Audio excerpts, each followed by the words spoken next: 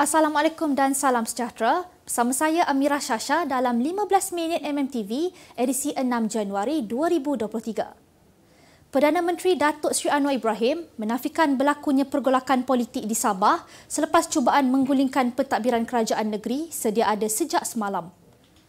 Beliau memberitahu hingga kini Sabah berada dalam keadaan tenang dan tiada apa-apa pergolakan yang berlaku.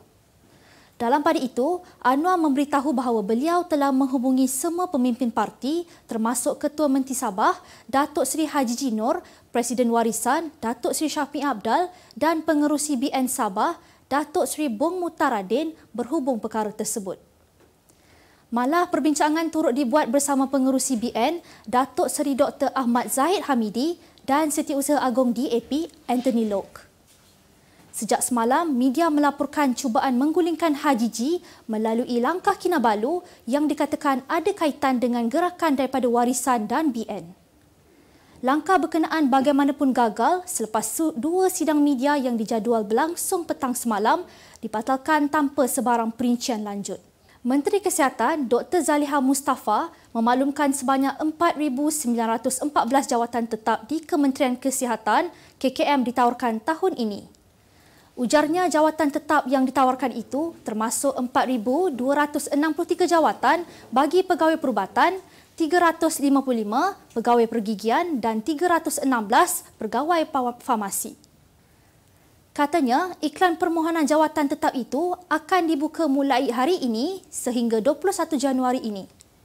Dalam perkembangan lain, KKM juga akan memperluaskan perkhidmatan konsultasi klinikal secara dalam talian di 100 klinik kesihatan lagi tahun ini. Menurutnya, secara keseluruhan sebanyak 370 klinik di seluruh negara akan menawarkan perkhidmatan seperti ini bagi kes-kes ulangan. Katanya rawatan sebegini adalah lebih menyelesaikan kepada kedua-dua pihak termasuk pesakit dan keluarga serta anggota perawat atau doktor. Suruhanjaya Perkhidmatan Awam Malaysia (SPA) menafikan tuduhan menyebarkan maklumat calon kepada pihak tertentu yang menawarkan peluang pekerjaan. Suruhanjaya itu dalam satu kenyataan memberitahu SPA tidak menjalinkan sebarang kerjasama dengan mana-mana pihak yang menawarkan pekerjaan bagi pihaknya. SPA menerima aduan wujudnya agensi yang menawarkan pekerjaan menerusi aplikasi WhatsApp. Pihak tidak bertanggungjawab itu membuat hantaran mesej kepada mangsa yang mendakwa memperoleh maklumat termasuk nombor telefon daripada SPA. Dalam pada itu, SPA juga tidak menolak kemungkinan wujudnya platform media sosial lain yang turut digunakan bagi menjalankan kegiatan berkenaan. Jabatan Kemajuan Islam Malaysia, JAKIM berkata, pihaknya sedang dalam proses siasatan terhadap seorang pegawainya yang mengeluarkan kenyataan berbau politik dengan menghentam kerajaan dalam satu kuliah subuh baru-baru ini. JAKIM dalam ciapan di Twitter rasmi milik mereka tidak menyatakan sebarang nama pegawainya, namun dipercayai ceramah itu telah disampaikan oleh penolong pengarah kanan JAKIM, Muhammad Miftah Anwar yang telah tular di media sosial. Kuliah subuh itu diadakan di sebuah masjid di Selangor beberapa hari lalu. Muhammad Miftah didakwa menyifatkan PH sebagai tidak berakhlak kerana bekerjasama dengan BN seterusnya untuk membentuk kerajaan persekutuan. Selain itu, beliau turut membangkitkan lagu Hoi Hoi Ya Hoi yang menjadi lagu tema PKR ketika kempen PRU15. Dalam video itu, turut dilihat Miftah menyatakan ada parti yang dahulunya menolak penyamun tetapi sanggup bersama dengan parti lawan untuk memimpin pentadbiran negara.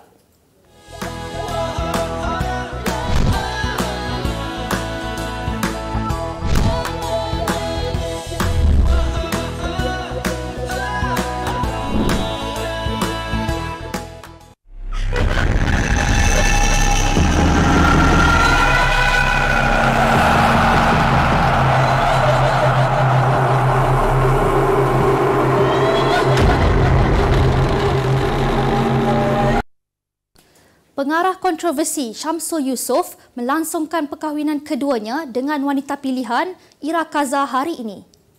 Melalui pendedahan yang dibuat melalui Instagram miliknya, Syamsul turut mengakui perkahwinan mereka dilangsungkan di Thailand atas sebab-sebab tertentu. Sementara itu, Syamsul turut menegaskan Puteri Sarah Liana masih isterinya yang sah dan meminta pelakon itu pulang ke rumah bagi membincangkan masalah rumah tangga mereka secara bersemuka.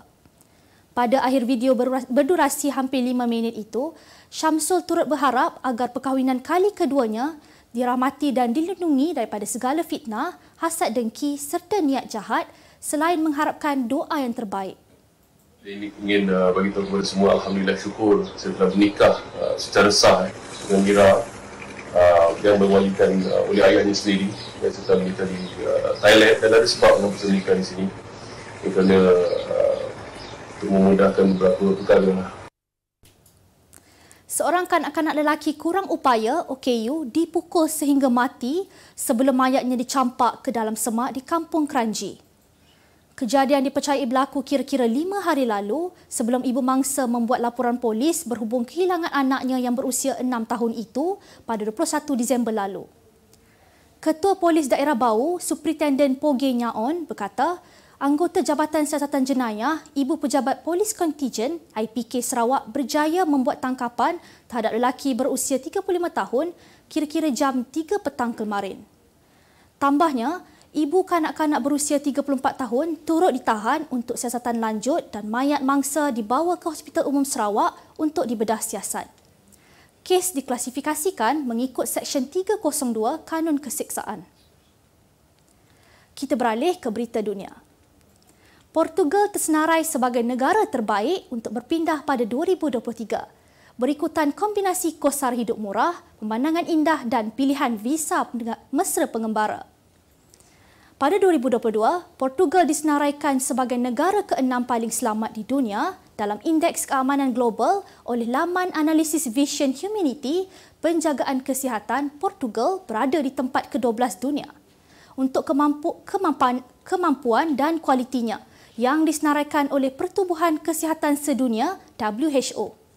Infrastruktur Portugal adalah setaraf dengan Amerika Syarikat, AS dan kebanyakan kawasan dilengkapi perkhidmatan internet gentian optik, menjadikan kerja jarak jauh boleh dilakukan. Pemindahan warga asing adalah perkara biasa di Portugal yang membentuk kira-kira 5% daripada populasi negara itu. Meksiko, Panama, Ecuador dan Costa Rica melengkapkan posisi 5 teratas dalam senarai itu. Costa Rica disebut sebagai negara mudah untuk orang yang tinggal di Amerika Utara. Sekumpulan lelaki bersenjata bertempur dengan pasukan keselamatan di Bandar Culiacan, Meksiko dan berjaya memberkas seorang suspek yang merupakan anak lelaki Raja Dadah sebelum serbuan pagi semalam.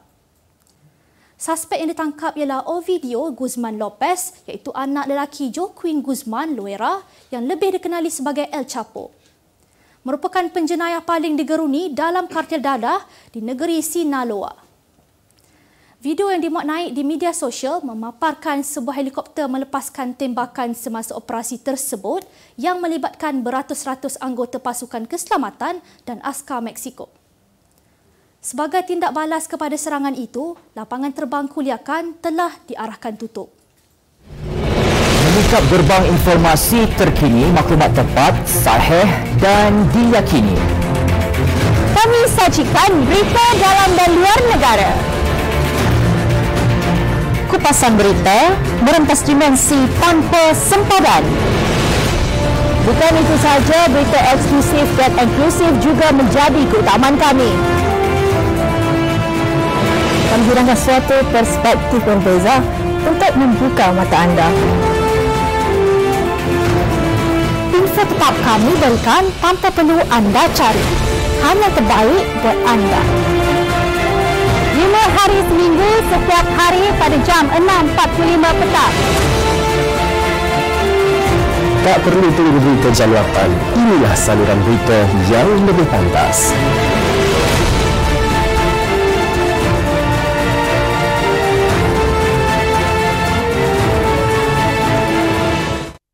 Jualan industri otomotif negara mencatatkan prestasi memberangsangkan pada tahun lalu dengan syarikat-syarikat pengeluar kenderaan merekodkan jualan lebih tinggi dipacu oleh permintaan yang kukuh. Selepas Proton yang mencatatkan jualan tertinggi dalam tempoh kira-kira 10 tahun lalu, dua lagi pengeluar iaitu Honda Malaysia dan Pro 2 turut merekodkan jualan lepasi sasaran. Honda Malaysia misalnya merekodkan jualan lebih 80,200 unit pada 2022, melepasi sasaran sebanyak 80,000 unit, peningkatan 51% daripada 2021. Pencapaian jualan yang luar biasa tersebut membolehkan Honda Malaysia mengekalkan kedudukannya sebagai jenama kereta nombor 1 dalam segmen kenderaan penumpang bukan nasional untuk 9 tahun berturut-turut sejak 2014. Pro 2 pula mencatatkan rekod jualan tertingginya tahun lalu sebanyak 282,019 unit, melonjak 48.2% berbanding 190,291 unit yang didaftarkan pada 2021. Pertumbuhan keluaran dalam negara kasar KDNK Malaysia diunjur sederhana kepada 3.9% pada suku pertama 2023 di tengah-tengah risiko kelembapan ekonomi global. Firma penyelidikan Kenanga Research berkata, kelembapan ekonomi global serta jangkaan peningkatan inflasi dijangka menjejaskan prestasi ekspor negara dan harga komoditi. Selain itu, firma berkenaan turut menjelaskan risiko pertumbuhan perlahan itu terhad memandangkan risiko politik yang rendah susulan kejayaan pembentukan kerajaan perpaduan dan perbelanjaan swasta yang kukuh. Ia juga disokong oleh dasar penyambungan pemberian subsidi dan program pindahan tunai bagi kumpulan B40 serta impak positif daripada kelonggaran dasar sifar COVID-19 China. Bukan itu sahaja, kedatangan pelancong yang mula meningkat juga akan terus menyokong pemulihan dalam subsektor pelancongan. Beralih ke berita sukan. Harimau Melaya yakin mampu memendam Thailand pada slot separuh akhir Piala Persekutuan Bola Sepak Asian AFF yang berlangsung malam esok. Dilihat mempunyai peluang yang cerah untuk mara ke final selepas menunjukkan prestasi memberansangkan ketika menewaskan Singapura 4-1 dalam perlawanan terakhir kumpulan B. Thailand yang dilabel sebagai pasukan terkuat di Asia Tenggara kini dilihat mempunyai peluang sama rata dengan Malaysia kerana dijangka tidak menurunkan pemain utama pada perlawanan yang bakal berlangsung esok.